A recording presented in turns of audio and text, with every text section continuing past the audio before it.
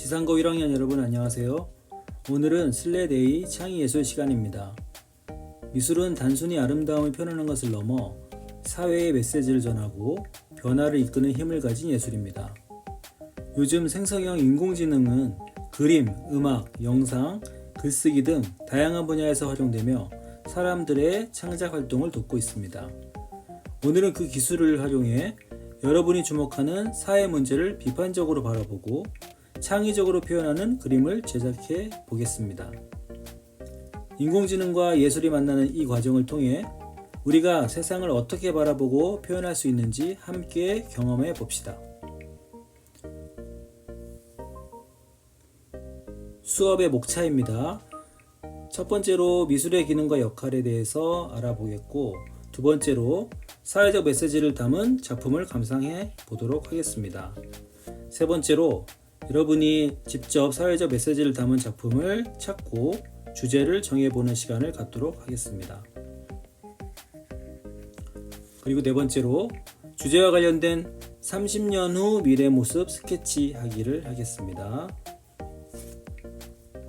그리고 생성형 AI를 활용한 사회문제 그림 제작하기를 이어서 하겠습니다. 마지막으로 패들렛에 작품을 올리고 소감을 작성하는 시간을 가지고 이 수업을 마무리하도록 하겠습니다. 자, 그럼 지금부터 미술의 기능과 역할에 대해서 알아보도록 하겠습니다. 많은 기능과 역할이 있지만 여기서는 7가지 정도로 요약해서 살펴보도록 할게요. 자, 미술의 기능과 역할입니다. 여러분들 학습지에도 있는 부분이니까 함께 학습지 살펴보면서 선생님 설명 들으면 좋겠습니다. 미술은 감정 표현 및 소통의 역할을 합니다. 미술은 언어 외적인 수단으로 개인의 감정, 생각, 경험을 표현하고 타인과 소통하는 중요한 도구입니다. 그림, 조각, 공예 등 다양한 매체를 통해 자신의 내면을 드러내고 타인의 감정을 이해하며 공감대를 형성할 수 있습니다. 두 번째로 심미적 경험과 즐거움을 제공합니다. 미술 작품 감상은 시각적 즐거움과 심미적 경험을 제공하며 삶의 질을 향상시키는 데 기여합니다. 아름다움을 추구하고 감상하는 과정에서 삶의 활력을 얻고 긍정적인 에너지를 얻을 수 있습니다. 세 번째로 현실 반영과 역사적 기록입니다. 미술은 사회의 현실을 반영하고 기록하는 역할을 합니다.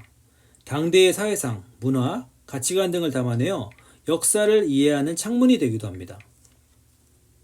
네 번째는 우리가 이번 수업에서 초점을 맞춰서 살펴볼 부분인데, 미술은 사회적 메시지 전달과 변화를 유도합니다. 미술은 사회적 문제에 대한 비판적 시각을 제시하고 공감대를 형성하여 사회 변화를 유도하는 힘을 지닙니다. 그리고 다섯 번째로 정신적 치유와 위안입니다. 미술 활동은 심리적 안정과 치유 효과를 가져다 주기도 합니다.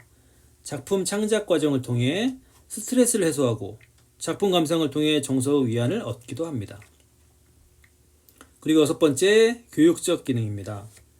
미술은 교육의 중요한 부분으로 창의력, 사고력, 표현력을 향상시키는 데 기여합니다. 미술 교육은 유아기부터 성인까지 다양한 연령대에서 활용될 수 있습니다. 마지막으로 문화유산 보존입니다. 미술작품은 문화유산으로서 가치를 지니며 미술관, 박물관 등을 통해 보존, 관리, 연구됩니다. 이를 통해 과거의 문화와 역사를 현재와 미래 세대에 전달하는 역할을 합니다. 이렇게 우리 미술의 기능과 역할에 대해 살펴봤는데요. 우리 교육 현장, 우리 학교에서 배우는 미술의 역할은 감정 표현 및 소통의 역할도 하고, 그리고 심미적 경험과 즐거움, 그리고 교육적 기능도 여기에 포함된다고 할 수 있겠습니다. 우리 수업에서는 사회적 메시지 전달과 변화 유도에 초점을 맞춰서 수업을 진행하도록 하겠습니다. 자, 그러면 우리가 살펴본 미술의 기능과 역할 중에 사회적 메시지 전달과 변화 유도에 초점을 맞춰서 우리 작품을 감상해 보도록 하겠습니다. 사회적 메시지를 담은 작품, 여러 작품을 여러분 학습지에 실어놨습니다. 함께 보면서 감상해 보도록 할게요. 먼저 살펴볼 작품은 뱅크시의 꽃을 던지는 남자입니다. 2003년 웨스트뱅크의 지역에 뱅크시가 스텐실 벽화로 제작을 한 작품인데요. 꽃다발을 던지는 복면을 쓴 남자를 묘사하고 있습니다. 손에는 꽃다발을 들고 있는데 원래는 꽃다발이 아니라 화염병이었습니다. 그래서 화염병을 꽃다발로 대체를 한 것인데 이는 폭력과 갈등으로 얼룩진 세상에 평화를 기원한다 라는 의미를 가지고 있습니다. 그래서 어떤 평론가는 꽃은 희망을 상징하는 반면 인물의 자세는 억압에 대한 저항을 반영한다 라고 말했습니다.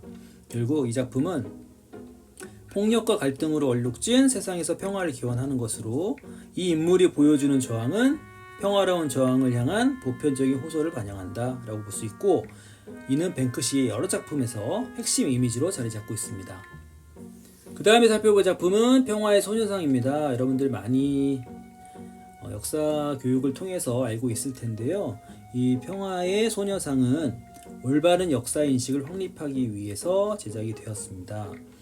일본군 위안부 피해자들을 기리고 올바른 역사 인식을 확립하기 위한 조형물로 2011년 12월 14일 민간단체 한국정신대 문제대책협의회가 중심이 돼서 서울 종로 주한 일본 대사관 앞에 처음 설치된 것을 시작으로 국내외로 확산이 됐습니다.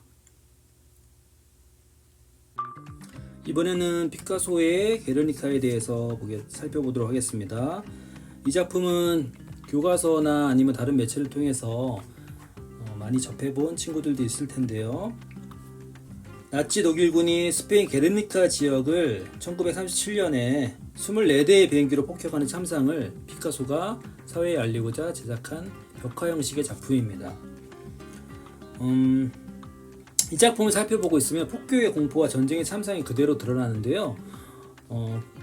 얼핏 보면 그런 느낌이 잘 안 들 수 있지만 자세히 살펴보면 왼쪽에는 죽은 아이를 끌어안고 있는 엄마의 슬픈 모습, 그리고 목이 잘려나가고 팔이 잘려나간 죽은 사람들의 모습, 그리고 온몸에 화살이라든지 창에 찔려서 고통받고 있는 말의 가운데에 배치가 되어 있고요. 그리고 폭격을 당한 건물에서 뛰쳐나오는 약간 마치 넋이 나간 것 같은 사람들의 모습, 이런 모습들이 전쟁의 참상을 고스란히 드러내고 있습니다.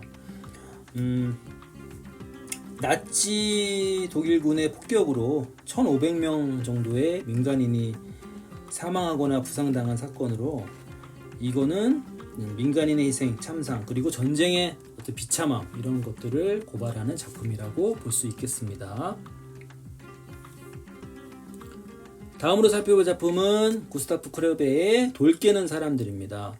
이 작품은 얼핏 보면 그냥 풍경화 아니면 일하는 사람들의 모습을 그린 것 같지만 사실주의 미술을 거론할 때 대표적으로 거론되는 작품입니다. 두 농부가 묘사되어 있는데 한 명은 돌을 깨는 노인, 그리고 한 명은 지금 깨진 돌을 나르는 젊은 청년의 모습으로 묘사가 되어 있습니다. 입을 옷을 보면 굉장히 누더기 옷을 입고 있고, 그리고 거친 일을 하는 노동자의 모습이 담겨져 있습니다. 이는 산업혁명 이후의 노동자의 현실을 보여주고 있고, 지금 얼굴은 정확하게 묘사가 되어 있지 않은데 이런 것들은 불안감을 조성한다든지, 그리고 남자들의 얼굴은 일반 노동자들을 대표하고 있기 때문에 일부러 보여주지 않을 가능성도 있다. 그래서 이 작품은 힘든 일을 하고 있는 노동자의 현실을 직설적으로 보여주고 있는 작품이다 라고 볼 수가 있겠습니다.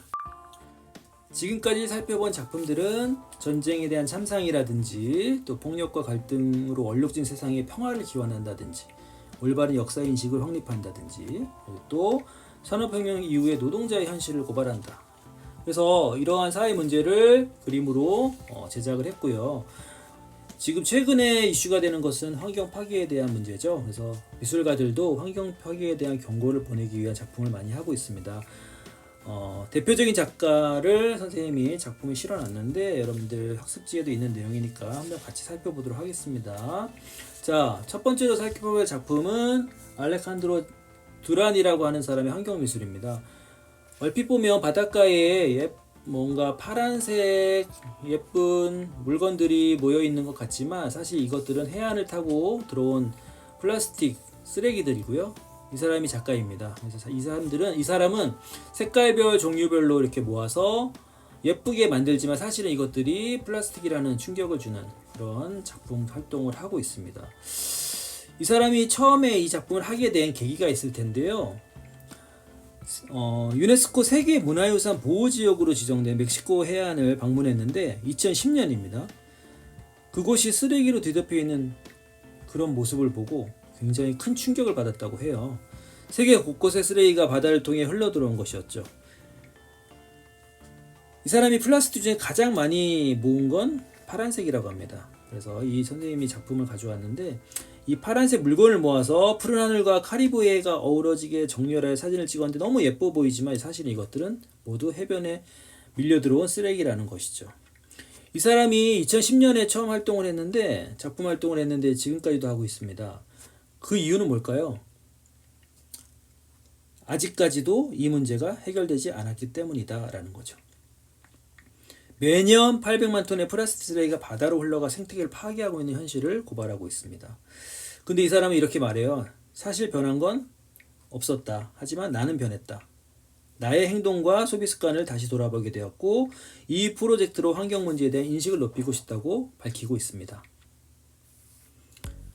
그 다음 작품은 뭔가 멋진 유럽의 건물 앞에 광장에 뭔가 얼음덩이들이 이렇게 놓여져 있습니다. 이거는 어떤 작품일까요? 이 작품은 올라퍼 엘리아슨이라는 사람의 얼음시계라는 작품입니다. 이 얼음시계는 굉장히 큰 의미를 가지고 있는데요. 이 얼음 덩어리들은 그냥 일반적인 얼음 덩어리가 아니라 그린란드 근처를 떠돌아다니는 80톤에 달하는 거대한 빙하를 직접 수확을 하고 빙하를 컨테이너 선에 실어서 덴마크로 가지고 와서 다시 트럭으로 파리로 옮기는 과정을 통해 전시가 되어 있는 것입니다.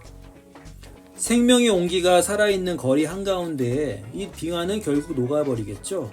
이 녹아버리는 빙하는 지구상에서 계속 살아남기 위해 이제는 인간이 어떤 행동을 해야 되는가를 보여주고 있는 것입니다. 이 사람의 작품을 조금 더 살펴보자면 이렇게 볼 수가 있겠습니다.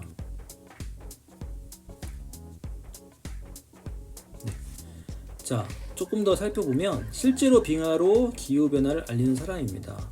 자, 여기 보면 많은 사람들이 이 빙하에서 관람을 하고 있는데 만져도 보고 또 기대도 보고 얼굴을 맞대어 보기도 하면서 누군가는 즐거워하지만 누군가는 또 이 녹아내리는 빙하를 보며 우리 지구를 걱정하는 그런 모습들을 또 발견할 수 있죠. 자, 이렇게 떠돌아다니는 빙하를 이렇게 컨테이너에 실어 옵니다. 끌어와서 컨테이너에 실었죠. 그래서 배를 통해서 옮기는 과정을 보여줍니다. 너무 크면 자르고요.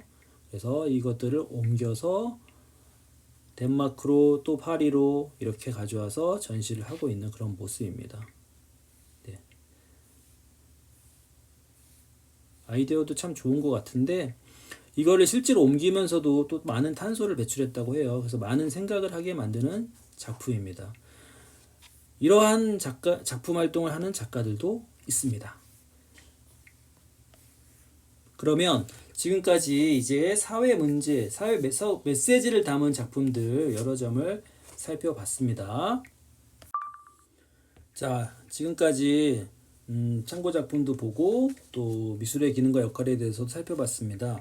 지금부터는 주제 탐색과 활동을 할 텐데요.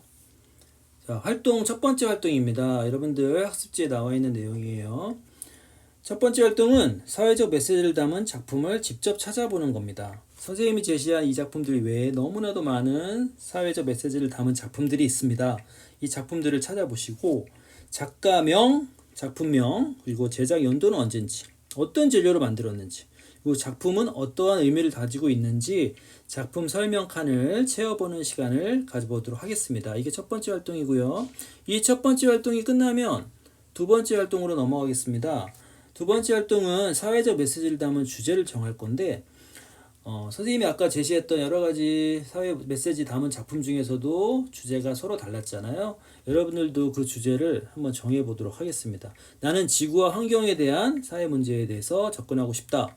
첫 번째 지구 환경의 네모에 그 체크를 해주시고 아니면 나의 직업군, 나는 어떤 직업을 가질 건데 이 문제에 대해서 사회적 메시지가 많이 가지고 있다. 사회적 메시지를 여기다 담고 싶다 하는 친구들은 자신의 직업군에 체크를 해주시고, 그리고 사회 전반적인 문화적인 측면 이런 것들에 대해서 문제를 살펴보겠다 하는 친구들은 여기 체크해 주면 되겠습니다. 그 외의 친구들은 기타에 체크해 주면 되겠고요.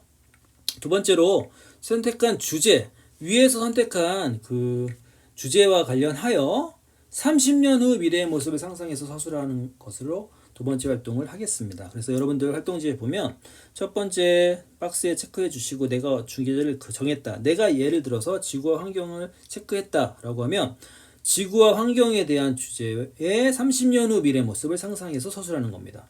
여러분들이 생각을 해서 상상을 하는 거예요. 이거는 뭐 다른 뭐 자료를 찾아볼 필요도 없고 여러분들이 직접 상상을 해서 이 칸을 채워주면 되겠습니다. 긍정적인 측면과 부정적인 측면으로 나눠서 작성을 해도 좋겠어요. 예를 들어서 선생님은 미술 분야를 한번 선택을 해봤습니다. 자, AI로 인한 창작의 경계가 붕괴될 수 있겠죠? 인공지능이 예술을 대체하면서 인간 작가의 창의성과 진정성이 위협받고 저작권과 예술의 의미에 대한 논란이 커지게 되겠죠. 근데 긍정적인 측면도 분명히 있습니다. 장르 융합과 새로운 표현 방식이 등장하겠죠. 그래서 기술과 예술, 과학과 어떤 예술, 그리고 과학과 감성이 융합되어 기존의 회화 조각을 넘는 새로운 예술 형태가 등장하게 되겠죠. 예를 들면 뭐 몰입형 미디어라든지 그다음에 인터랙티브 아트 등이 탄생할 수 있겠죠. 예술의 경계가 넓어지고 창작 방식이 다양해지는 긍정적인 효과도, 이거는 긍정적인 효과입니다. 긍정적 효과. 이거는 위에는 뭐겠어요? 부정적 효과겠죠. 그죠? 이렇게 나눠볼 수 있겠습니다. 여러분들은 그 두 번째 칸에 여러분들 서술 간단하게 세 줄 정도 채워서 해주시면 될 것 같고요. 자, 그러면 활동 두 번째, 세 번째 그 활동은 뭐냐? 서술한 내용을 바탕으로 스케치를 하는 겁니다. 여러분들이 이 위의 내용을 텍스트로 되어 있는 거를 이미지화해서 간단한 스케치로 단색 스케치를 할 건데, 선생님이 여기 띄워준 예시 그림처럼 아주 간단하게 그려주면 되겠고, 첫 번째, 두 번째 스케치 1, 2로 되어 있는데 한 개 이상을 필수로 해서 여기를 채워보는 시간으로 가져보도록 하겠습니다. 자, 여기까지 진행이 되면 그 다음에는 이제 본격적으로 생성형 인공지능을 활용해서 사회문제 그림을 제작해 보도록 할 건데요. 그 부분은 선생님이 좀 이따 다시 설명하도록 하겠습니다. 네, 세 번째 활동입니다. 우리가 첫 번째 활동, 두 번째 활동을 통해서 사회적 메시지를 담은 작품도 찾아보고, 그리고 본인이 직접 표현할 주제를 정하고, 그리고 단색 스케치까지 해봤습니다. 자, 이번에는 세 번째 활동은 생성형 인공지능을 활용하여 작품을 제작하는 것인데요. 선생님이 제시한 거 이외에 다른 것을 사용해도 좋지만, 선생님은 챗 GPT 그리고 마이크로소프트의 이미지 크리에이터를 활용하도록 하겠습니다. 구글이나 네이버 검색창에 챗 GPT 그리고 이미지 크리에이터라고 치면 이제 계정으로 넘어갈 거고, 그리고 거기서 계정을 가입을 해야 됩니다. 그래서 계정 가입 후에 사용이 가능합니다. 챗 GPT 같은 경우 여러분들 많이 사용하는 친구들도 있을 거고, 이미지 크리에이터는 또 이렇게 뭔가 그림을 제작하는 데 특화가 되어 있는 프로그램이기 때문에 좀 더 빠른 속도로 여러분이 원하는 이미지를 얻을 수가 있습니다. 주의할 점은 검색어를 입력할 때 처음에는 주제어를 포함한 포괄적 질문을 입력해 주기 바랍니다. 예를 들어서 30년 후 미술계의 현실을 그림으로 표현해줘 라는 식으로 좀 포괄적 질문을 하고요. 거기에 따라서 나온 이미지를 보면서 그 다음에 조금 더 세부적인 내용을 추가해서 표현해 달라고 하면 좀 더 변화된, 좀 더 구체적으로 세분화된 그림으로 제시가 되겠죠. 그래서 처음에는 주제를 포함한 포괄적 질문을 입력하고, 두 번째는 생성된 이미지를 확인한 후에 검색어 추가로 다양한 이미지를 생성하면 되겠습니다. 자, 챗 GPT입니다. 30년 후 미술계의 현실을 그림으로 표현해줘 라고 했더니 지금 미술관의 모습인 것 같은데 AI가 지금 여기 만든 작품이라는 것이 표현이 되어 있고, 그리고 지금 뭐 안드로이드 같은 인공지능처럼 보이는 친구들이 이렇게 전시를 보러 오고 사람들과 같이 공유하면서 보고 있는 모습이 눈에 띄네요. 그죠? 여기서 조금 더 세분화시켜서 다른 검색어를 좀 더 추가해 보도록 하겠습니다. 실직 위기에 놓인 화가의 슬픈 모습 추가해줘 라고 했더니 아까는 보이지 않았던 왼쪽 하단부에 지금 뭔가 고뇌에 빠진 이 지금 화가의 모습이 추가가 됐습니다. 그렇죠? 다른 부분은 거의 비슷하고요. 그렇죠? 그래서 이렇게 여기서 더 검색어를 하나 더 추가하면 또 다른 모습이 등장하겠죠. 그래서 긍정적인 모습으로 표현해줘, 부정적인 모습으로 표현해줘. 이렇게 조금 더 세분화시켜서 검색어를 입력하면 또 다른 그림으로 만들어주는 모습을 확인할 수 있습니다.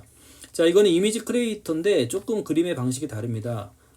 분위기가 다르다는 뜻인데 챗 GPT 같은 경우는 지브리풍을 많이 답습을 했는지 그런 느낌으로 약간 따뜻한 느낌으로 좀 표현하는 반면에 이미지 크리에이터는 조금 차가운 느낌을 좀 많이 보여주는 것 같습니다. 그래서 여기 또 역시 30년 후 미술계 종사자의 모습을 부정적 상황으로 표현해줘 라고 했는데 지금 보면 이쪽에 뭔가 슬퍼하는 모습들이 보이죠? 여기 뭔가 고뇌에 빠진 모습들이 보입니다. 여기 하늘에서는 뭔가 구름에서 약간 음산하고 조금 뭔가 좋지 않은 기분을 가진 그런 것들이 뭐 비처럼 내리고 있고 이런 좀 암울한 분위기를 나타내고 있는 상황을 보여줬고요. 그 다음에 30년 후 미술계 종사자의 모습을 AI에게 지배당한 상황으로 표현해줘 라고 조금 더 구체화시켰더니 지금 또 다른 모습으로 완전히 변화시켜서 왔는데 지금 뭔가 세뇌되고 있는 듯한 모습으로 표현을 했어요. 그래서 뭔가 지배를 당하고 있다는 모습을 이런 식으로 표현을 했습니다. 그래서 이렇게 다양하게 나온 것들을 여러분이 저장을 해야겠죠. 그 저장을 해서 이제 결과물을 어떻게 하느냐. 여기 보면 최종 정리를 하겠습니다. 마지막에 이제 이렇게 나온 작품들 생성형 AI를 활용한 사회문제 그림을 제작하고요. 패들렛에 올릴 겁니다. 패들렛에 작품을 올리고 작품 설명을 간단하게 작성할 겁니다. 나중에 작품 소감, 우리 이 활동의 소감은 리로스쿨로 받을 거고 패들렛에는 작품만 간단하게 올릴 건데 여러분들 학습지에 하단부에 보면 지금 QR코드를 선생님이 실어놨습니다. 1반부터 6반의 QR이 다르고요. 7반부터 12반의 QR코드가 다릅니다. 그래서 자기 반에 해당하는 QR코드를 찍어서 반드시 올릴 때는 학번과 이름을 좀 적어서 올려주면 좋겠고 내용 칸에 자기가 어떠한 그 주제와 어떻게 이미지를 생성했는지 간단하게 적어주면 되겠습니다. 이렇게 해서 수업은 마무리가 되도록 하겠습니다. 그래서 앞으로 쭉 봤는데 선생님과 함께 살펴본 내용들 잘 이해했을 거라고 믿고 지금부터 한번 활동 1번부터 여러분들이 좀 진행을 해보는 것으로 이 수업을 시작하겠습니다. 그러면 선생님 설명은 이것으로 마치도록 하겠습니다. 감사합니다.